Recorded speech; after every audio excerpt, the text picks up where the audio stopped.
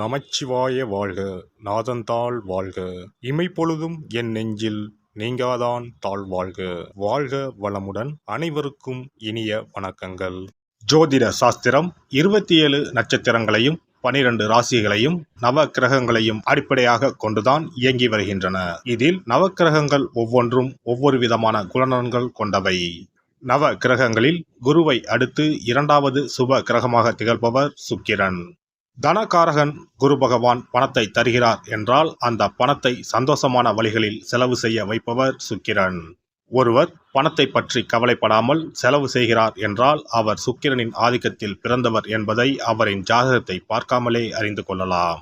சுக்கிர பகவான் கலைகளுக்கு அதிபதி என்பதால் எழுத்து, இசை, பாடல், நடனம், நாடகம், பாட்டு, சினிமா ஆகியவற்றில் புகழ்பெற ஜாதகத்தில் சுக்கிரன் நல்ல நிலையில் இருக்க வேண்டும் என்பது அவசியம்.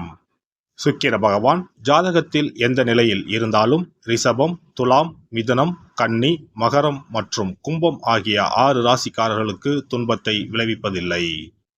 ரிஷபத்திலும் துலாம் ராசியிலும் ஆட்சி பெறும் சுக்கிர பகவான் தனது எதிரியான குருவின் வீடான மீனத்தில் உச்சமடைகிறார். தனது நண்பனான புதனின் வீடான கன்னியில் நீசமடைகிறார். ஜாதகத்தில் சுக்கிரன் வலுவிழந்தால் அவரின் திருமண வாழ்க்கையில் தடைகள் ஏற்படும் வாய்ப்புகள் அதிகம். சுக்கிர பகவான் ஜூலை மாதம் 31ஆம் தேதி சிம்ம ராசிக்கு பயிற்சியாக போகிறார்.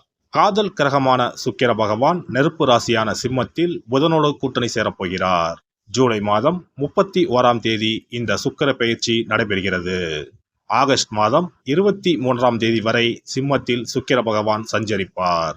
சுக்கிர பகவான் ஜூலை மாதம் இறுதியில் சிம்ம ராசியில் நுழைந்து புதனுடன் இணைய இருப்பதால் லட்சுமி நாராயண ராஜயோகம் உருவாகும். மேலும் ஆகஸ்ட் மாத மத்தியில் சூரியனும் சிம்ம ராசிக்கு வருவதால் சுக்கிராதித்ய ராஜயோகம் உருவாகும். புதன் சுக்கிரனோடு ஆட்சி பெற்ற சூரியனும் இணைவதால் உங்கள் ராசிக்கு என்ன பலன்கள் கிடைக்கப் போகிறது, எதில் எல்லாம் கவனமாக இருக்க வேண்டும் என்று பார்க்கலாம்.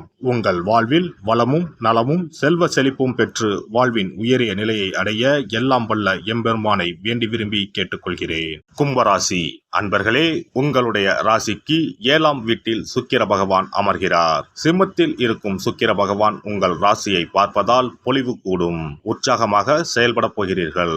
துவண்டு கிடந்த உங்களுக்கு தோள் கொடுத்து தூக்கிவிட ஆட்கள் வரப்போகிறார்கள். எதற்கெடுத்தாலும் சண்டைகள் என சென்று கொண்டிருக்கும் குடும்பத்தில் சமாதான புறாக்கள் பறக்கப் போகிறது.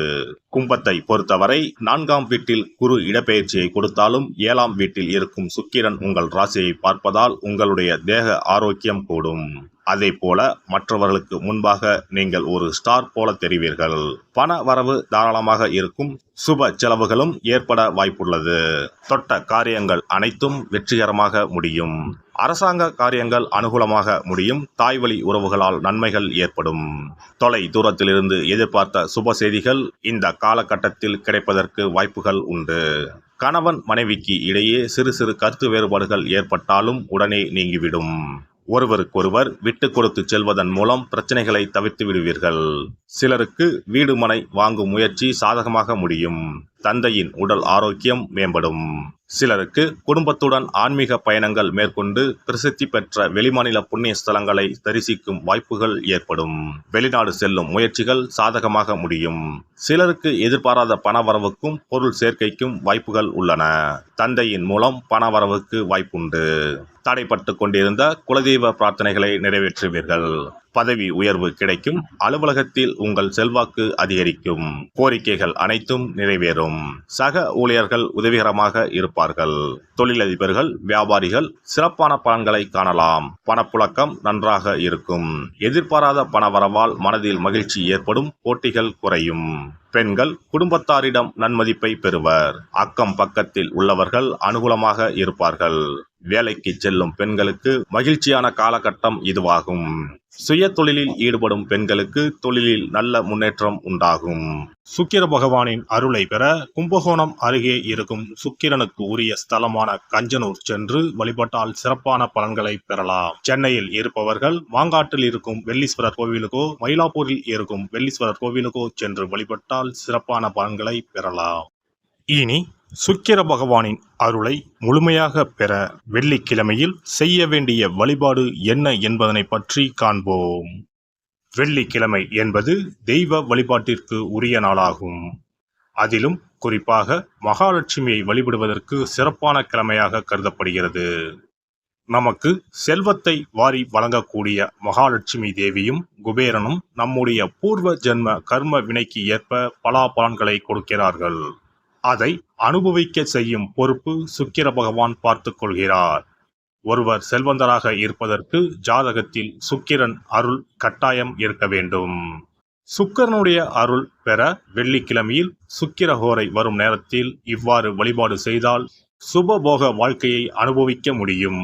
ஒருவருடைய ஜாதகத்தில் சுக்கிரன் நீச்சம் பெற்றால் உடல் ரீதியான ஆரோக்கிய ரீதியான பாதிப்புகள் ஏற்படும். சொத்து சுகங்கள் எவ்வளவு இருந்தாலும் அதை முழுமையாக அனுபவிக்க முடியாமல் செய்துவிடும். பெரிய பெரிய பணக்காரர்களை எடுத்துக்கொண்டால் அவர்களிடம் எவ்வளவு காசு கொட்டி கிடந்தாலும் சுக்கிர தசை இல்லை என்றால் அவ்வளவு பணமும் வீண் விரயமாகத்தான் போகும். குறிப்பாக மருத்துவ செலவுகள் செய்தே சொத்துக்கள் அழியும் நிலை வரும். இதற்கு சுக்கிர பகவானுடைய வழிபாடு நல்ல ஒரு பலனை கொடுக்கும். சுக்கிர பகவானுக்கு வெள்ளிக்கிழமை என்பது உரிய தினமாகும். சுக்கிரன் அருள் பெற வீட்டில் வெள்ளி பொருட்களை பயன்படுத்துவது நலமாகும். வெள்ளியில் சுக்கிரன் வசிப்பதாக ஐதீகம் உள்ளது. வெள்ளி பொருட்கள் கொண்டு பூஜை செய்தால் சகல சௌபாக்கியங்களும் உண்டாகும்.